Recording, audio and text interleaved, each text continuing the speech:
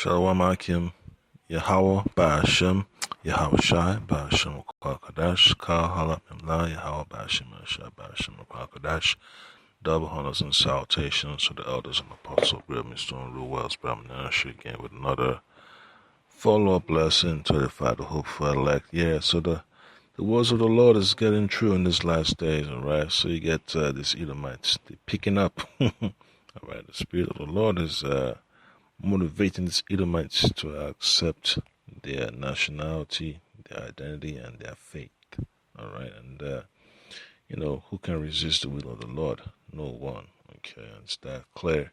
So it's beautiful that the truth is getting out there. You can't force no one to get the truth because it's the Lord that has to open up their spirit to receive it.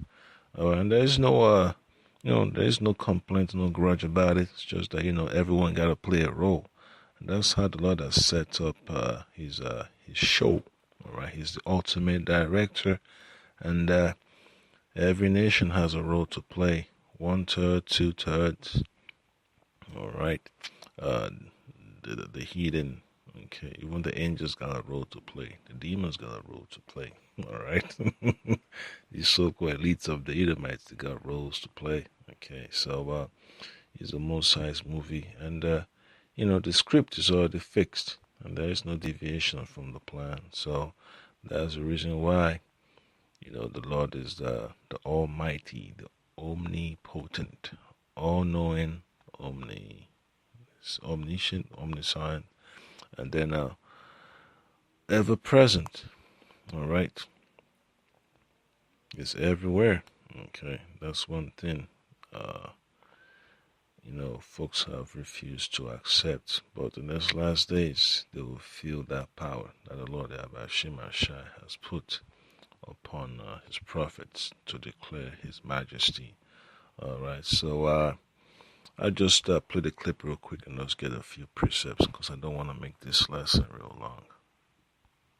You will forever be an Edomite. You are not just an Edomite in this life, you're an Edomite in the next life. In the next life, you will forever be an Edomite. This is what the Bible says. You will forever be an Edomite. Just because you're an Edomite in this life doesn't it means you're going to be an Edomite in the next life. In the next life. In the next life. You will never be an Israelite. I will never be an Israelite. You will never be an Israelite. What made you start reading this shit?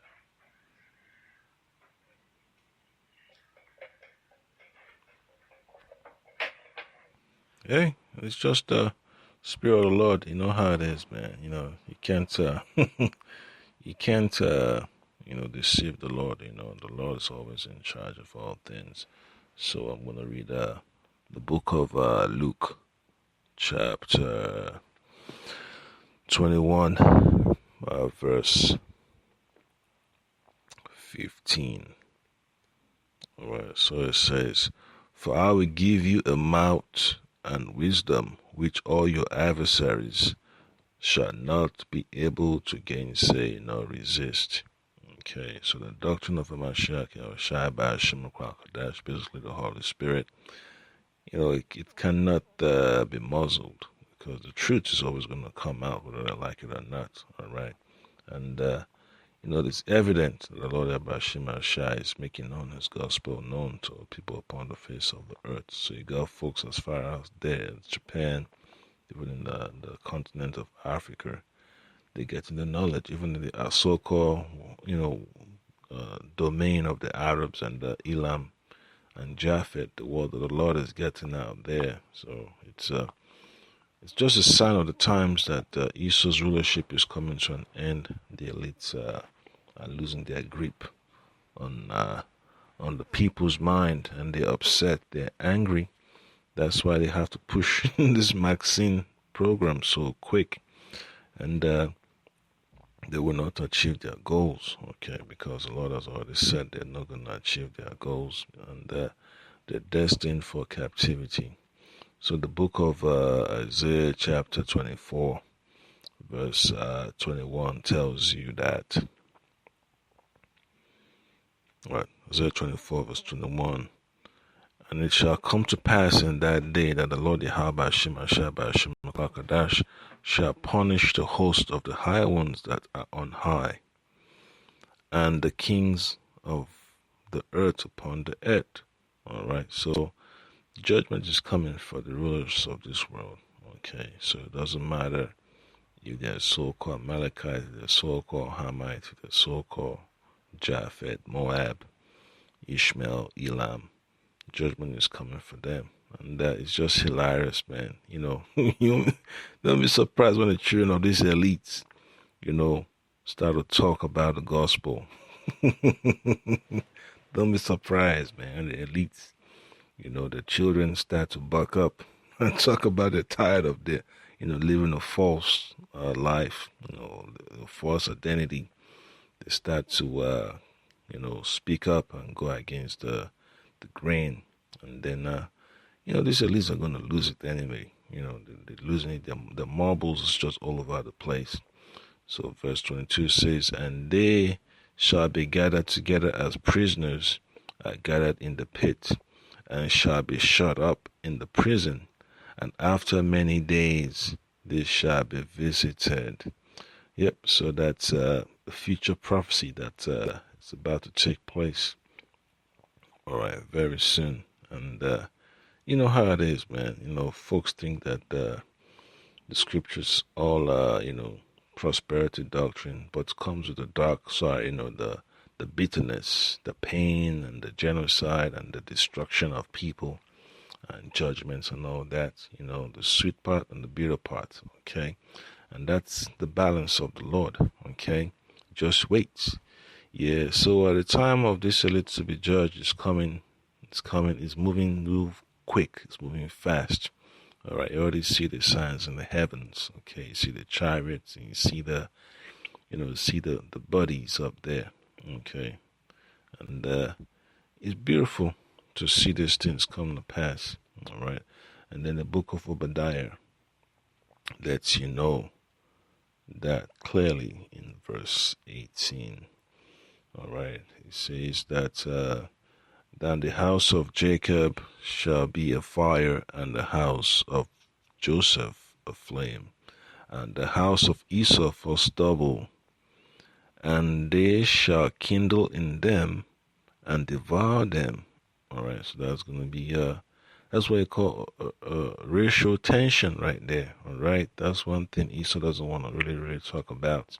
Always like to talk about discrimination and underserved communities, but it's racial tension. You know, they have brothers' videos being taken down for bringing out the gospel about that situation.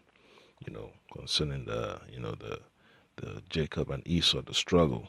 You know, Esau doesn't want the truth to come out, but it's going to come out anyway. And there shall not be any remaining of the house of Esau, right? And there shall not be any remaining of the house of Esau. So the Edomites are still around now, and they can't lie that they're not in existence, because the prophecy is pointing, okay, clearly, directly to 2nd Ezra chapter 6 verse 9. It tells you so clearly that you know, in the last days the Edomites will be in rulership, and there's nothing, you know, they can do, all right, to avoid what's coming for them. All right, so it's excellent, man.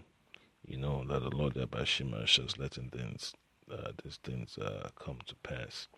You know, for Esau is the end of the world, and Jacob is the beginning of it that followeth. All right, that's 2nd Ezra chapter 6 verse 9. And then you know, it's just pissed off, man. And then the last line says, for the Lord had spoken it. Yeah, so the Lord has already determined that these Edomites are going to serve judgment. All right, and then you read the book of Psalms chapter 149. Okay, it tells you, let the saints be joyful in glory. Let them sing aloud upon their beds. Let the high praises of the Most High be in their mouth, and a two-edged sword in their hands.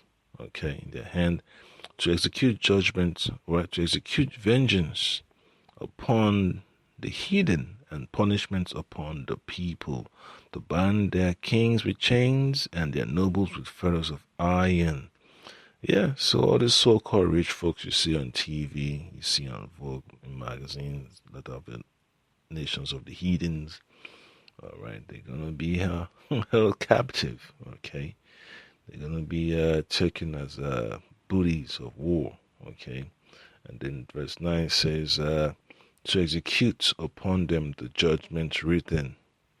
This honor have all his saints, praise the Lord, okay? Because the Lord has said it, as you have read in the book of Obadiah, chapter 1, verse 18. Yeah, so that's the point that happened. There is no deviation from the Most High's plan, and salvation is near for the elect of our people, and enslavement, captivity and judgment is on the horizon for these elites of the heathens. Shalom.